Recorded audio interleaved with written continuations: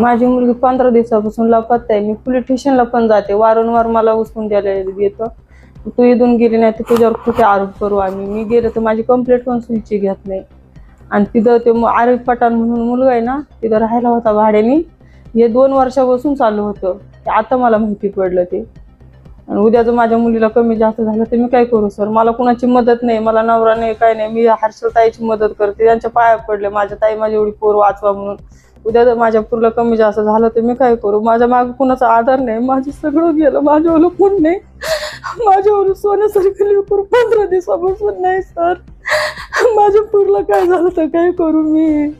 तिकडे याला आरिफ पठाण याला पुण्याच्या तिकडे नाही का ते गाव आहे, तिकडे पोलिसाकडे गेलते. ते म्हणते असं म्हणा येईन पोर, तुम्ही असं समजा येईन, विषय सोडून दिला आणि तुम्ही जर असं राहिलं तर मग ती पोर येणार नाही असं समजा. एकदम हिमडी राहतो मी असं सांगते मला. ते कोणत्या पोलीस स्टेशनला दाखल केलं? सिन्नर पोलीस स्टेशनला.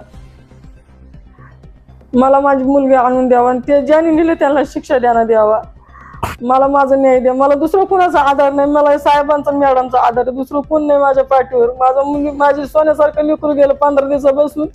जोपर्यंत माझी मुलगी आत नाही पर्यंत मी पाणी पिणार नाही, जेवण खावण काहीच करणार नाही. मी मेलं तरी चालेल, मला काय लागत नाही, फक्त माझी पोर लागते. माझे लेकरं बाळ सोडून मला दुसरा कोणाचा आधार नाहीये.